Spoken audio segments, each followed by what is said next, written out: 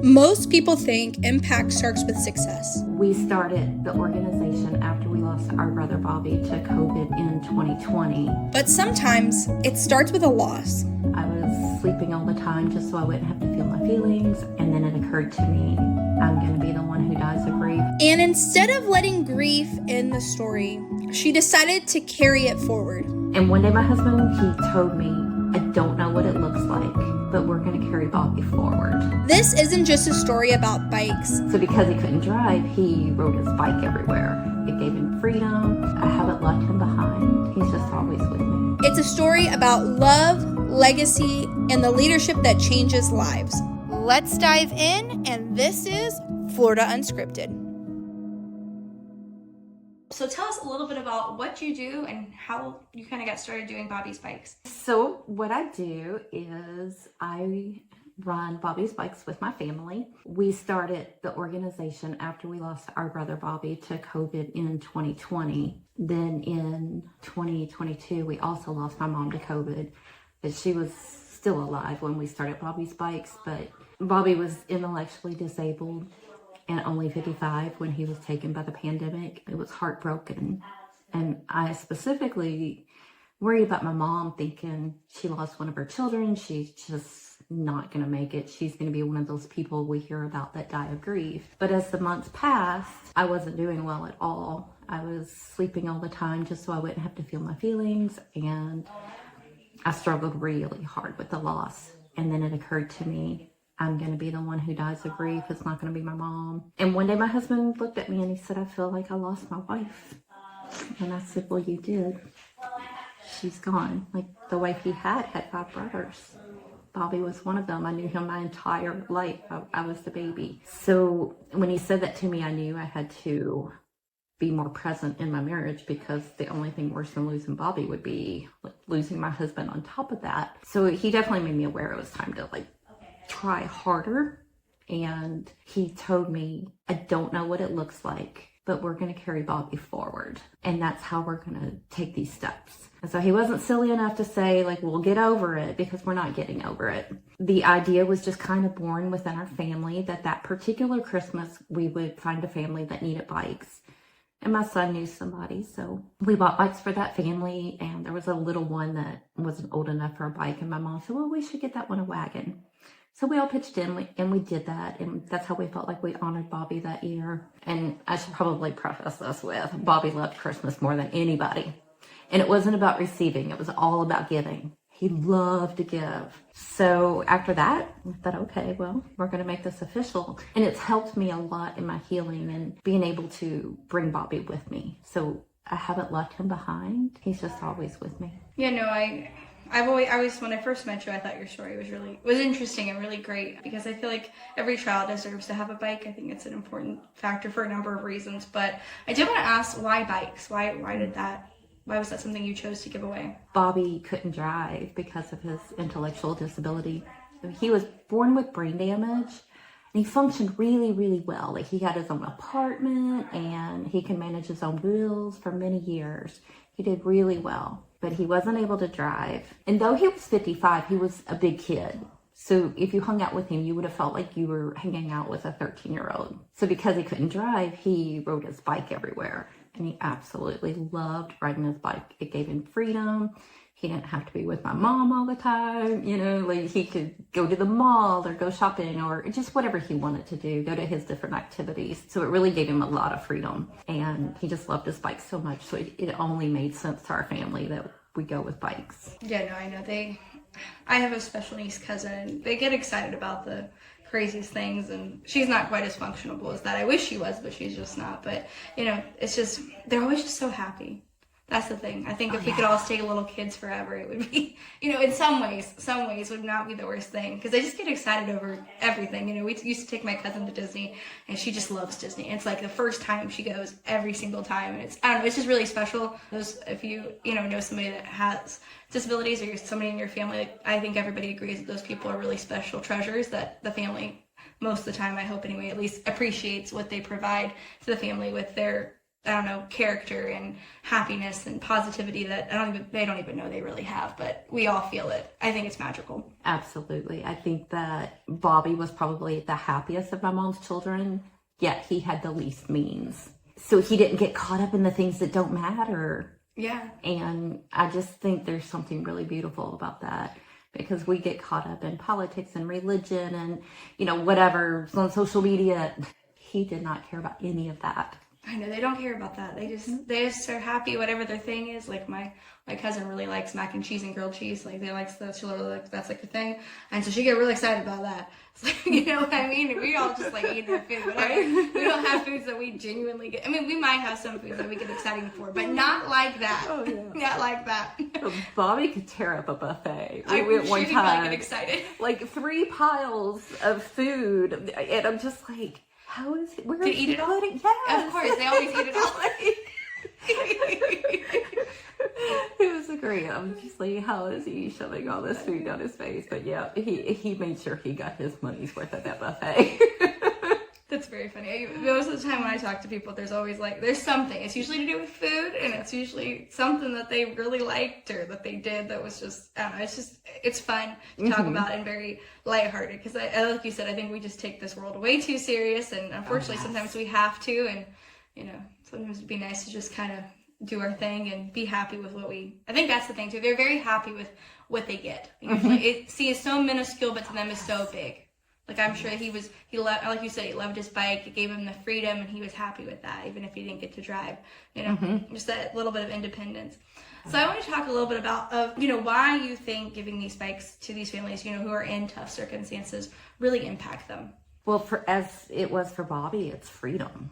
My son actually kind of put it very well, that it gets kids out to explore beyond the walls of their bedroom, and it can make all the difference. Especially here in Florida, we have all these great trails. Kids can just get out, ride.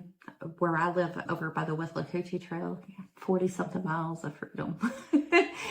It's also something tangible that they can have. It's their own. And we look for families who or children who don't already have a bike, because we want to fulfill a need their parent or caregiver can't. And because we were also brought up, we were in poverty when we were growing up. So that part of it just kind of, we don't want to give bikes to kids that don't need them, but, we want to give bikes in a way that's really meeting needs and helping the kids explore and have fun. And who doesn't love having a bike? I know, right? I think most kids, at least for me anyway, that was probably one of the highlights of my childhood, was getting to ride my bike up and down the road over and over and over again. It's just it's a thing. So I do think giving bikes to kids is super important. But one thing that I thought was kind of interesting is near my house at Greenway, they have a large carpool full of kids that ride their bikes home. It's like a really group. I've seen them. I don't know. I haven't seen them this year, but in years past, they would, I mean a huge group of children. I don't know if you've ever seen the guys there's a couple, I think, parents that take a bunch of kids, I think somewhere up north, and they all ride their bikes together to the school. Well, it was very similar to that. And I remember seeing that, and I just thought it was so awesome, because it gives the kids some level of independence, but still being safe and all of that. And, if you're giving children, I'm sure not all of the children at that specific elementary school have the means to, get the bike or whatever the case may be. So, when you provide them that's just one situation where they, get to feel included and feel normal. Oh yeah, for sure. Yeah, and I think it's important that kids have, I think that's something we're losing today is, because the world is so big and so scary, children don't feel like and parents don't feel like they can allow their children to feel safe going and doing things on their own. Absolutely. Yeah, that's definitely, it was kind of crazy though. When I was in New York, I did see a lot of children on bikes still. That's still a thing there. They were just riding their bikes, doing whatever. Wow. So I think having a bike is really important. Now, without naming names, can you share some of your maybe one of your favorite stories, or a family that you feel like you guys really impacted, or something you just really enjoyed doing? At every event, Bobby shows up in some fashion. It might be somebody wearing a tie-dye shirt and he loved tie-dye, or a child who's disabled in some way, or I might just happen to catch a smiley face. Bobby loved the smiley face balloons, and that's why we use it in our logo. And, just in some way, I find Bobby's presence there, and it affirms that I'm doing what I'm supposed to be doing to honor him. One of our first events with my friend in Indiana, she runs an organization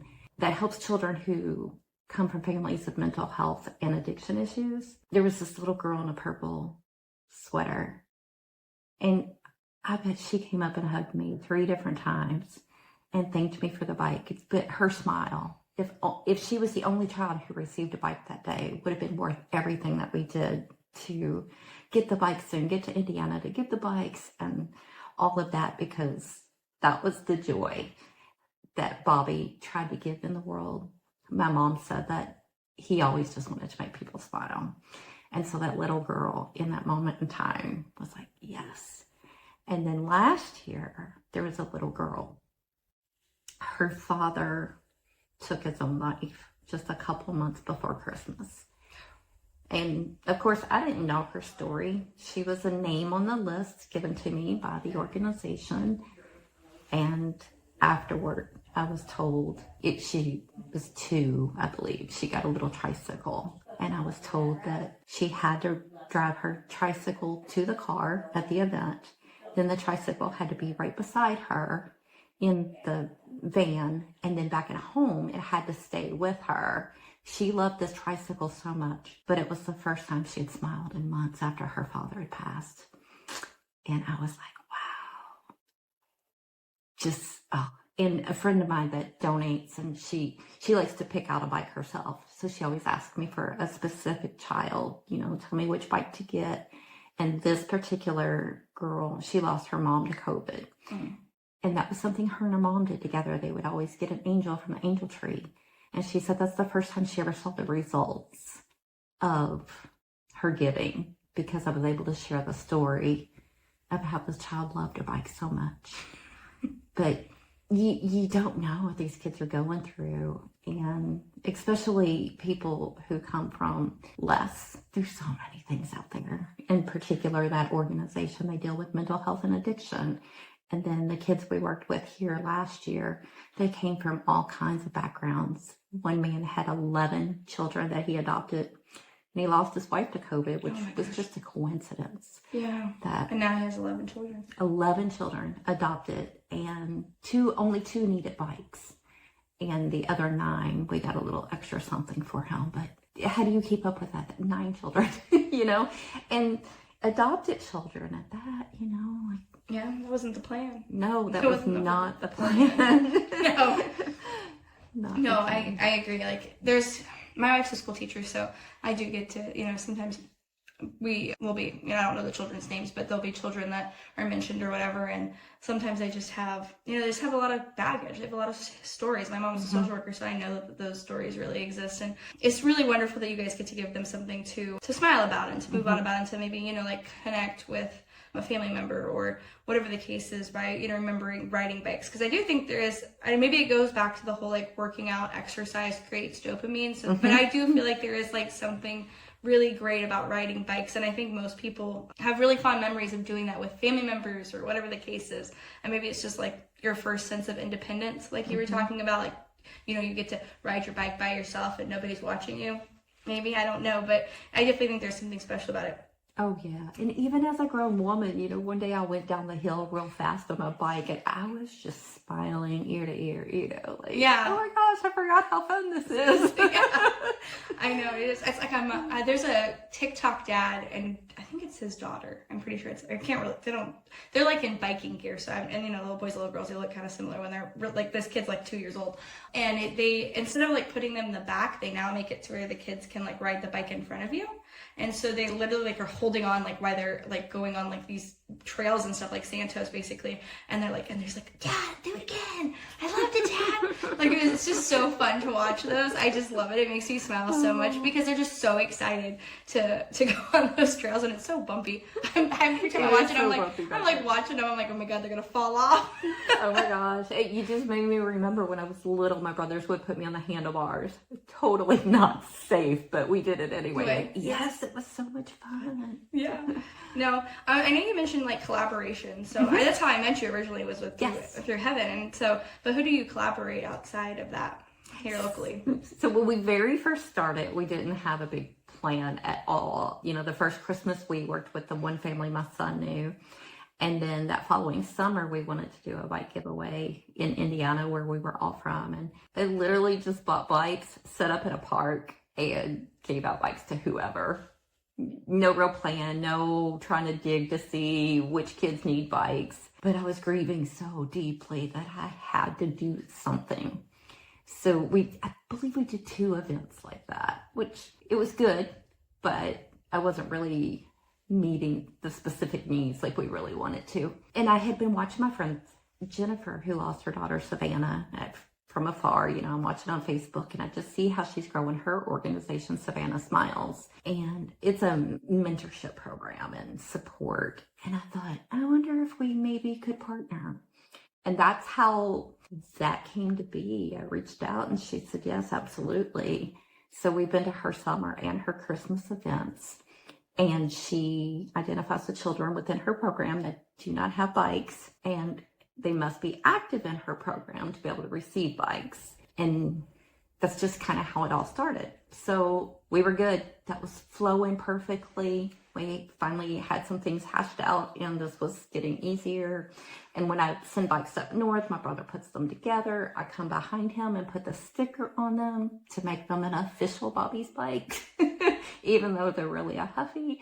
So, but that's the heart of it, you know. So then last year, we received an unexpected donation from the band Foghat. Mm-hmm. And I was like, oh, wow, we already have our events taken care of in December. So the first person I thought of when I received that donation was Heaven Cologne from Fit Heaven, because I knew she had contacts in this community. So I asked her, would you want to maybe do something together? I have enough money to buy 10 bikes. I can't explain how it happened, but we ended up with 20 bikes. There was a lot of bikes. I was there. There was a lot of bikes. So many bikes.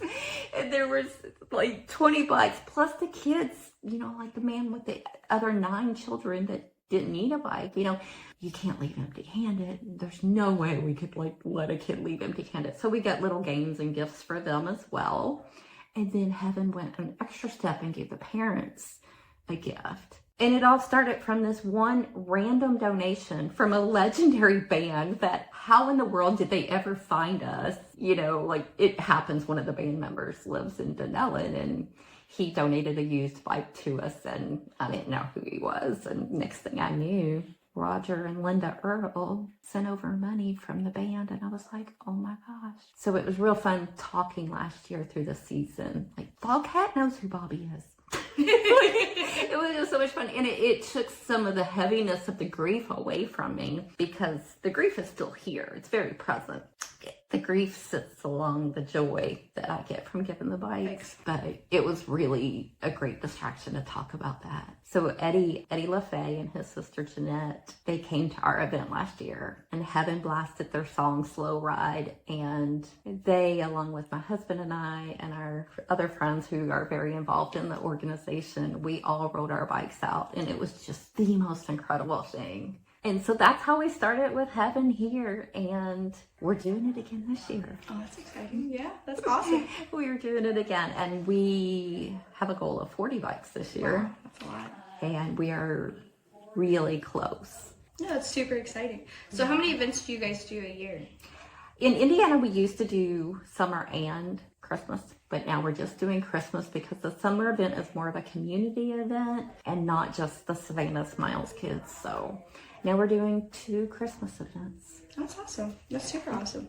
So now that I know you've had quite an impact so far within the last couple of years of you doing this, you know, what are some of your dreams and goals for the next, you know, moving forward next 5 years, let's say? I would like to just keep increasing our numbers year after year of how many kids we impact, and also either find one rich donor or get better at fundraising, because that's my biggest struggle. I'm not great at fundraising, just get better at it in some fashion. Or, you know, maybe somebody's just got too much money they need to get rid of and be like, here, let's just cover these bikes. But that's my biggest challenge, to get over, but somehow I keep finding the money. The money keeps showing up for the bikes, but I would definitely like to just keep increasing those numbers and adding events. Yeah, no, it's hard to fundraise because I mean it's hard asking people for money. That's like uncomfortable. It's not like I'm the worst. It's not fun. It's not. I agree. No, and I'm the absolute worst about it. And then everybody has a cause. You know, there's so many. I'm on Facebook every day, and I can scroll and see 8 causes in the first 10 minutes, you know, so it's really hard because a lot of people are doing good. Yeah, no, I agree. I think maybe just as my, like, something that I would even be willing to do, like, I have a pretty large Facebook group now. Like, if you sent me something like, you know, you were looking to get fundraising for bikes for your event or whatever, I'd be happy to share that. I think other people would be happy to share that too. So maybe it's something to think about where maybe you're not necessarily always doing the asking. It's really easy just for people to share. It'd be like, hey, we're doing an event. Could you just share this? Because, like, I know a lot of people that might be willing to do it. You know what I mean? Just because I know a lot of business owners, and sometimes people want to do that, you know, gives them some, you know, shout outs. It helps everybody. And I don't know, that's just my thought. But I will definitely take you up on that. Yeah, because I don't mind doing, you know, I share that kind of stuff if I can. So that kind of leads me into how can people help you, and, you know, what's the cost for the bikes, and how can they go about donating, all that good stuff. Okay, so we usually stick with Huffies because around this time of the year, we can find them anywhere from $50 to about $110, $120, depending on the size. And the off-brands they sell at Walmart are not real good. My husband and my son have both taken hammers to them because they were not great. So Huffy seems to be the sweet spot of a decent bike for a good price. And we try to maximize our dollars as much as possible. So people can donate on our website, www.bobbiesbikes.org.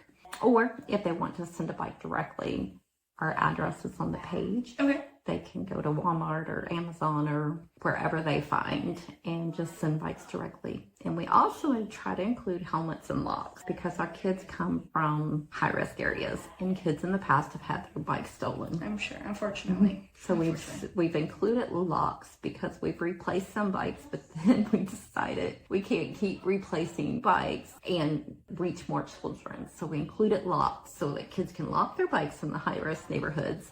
And we try to include helmets as well for safety reasons. Yeah, no, I think that's good, especially the locks, because, like, unfortunately people just, I don't know, people suck. That's what I'm gonna say. People do. They suck. My bike was stolen. I live on the Withlacoochee Trail, and it wasn't even a nice bike. It was just a junky bike, and I thought, who steals a bike from the lady who gives away bikes? And my friend Sarah was so sweet. She gave me an old used bike of hers, and I love it. It's perfect. Like, I don't need anything fancy, but I just thought the irony of my bike getting stolen. That is kind of funny. Oh my gosh. So how I usually end my podcast is I always ask, what would you tell somebody that's looking to do what you do? My cause was born from grief.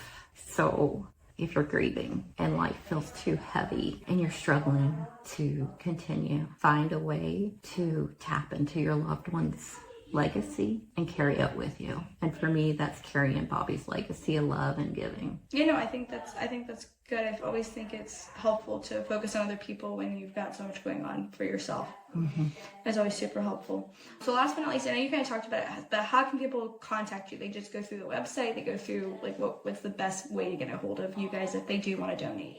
We have our website, and then our email is info@bobbiesbikes.org. And then we have a Facebook as well. Just type in Bobby's Bikes. It's at Mick Bobby's Bikes, but it's pretty easy to find. Yeah, no, I agree. And you definitely won't miss the bright yellow smiley face. You won't miss it. You won't miss it. That part's good because I remember the first. I was like, you really noticed it because of that bright yellow with the smiley face. Debra, is there anything that you want to add before we wrap up? I just really appreciate you taking the opportunity to highlight.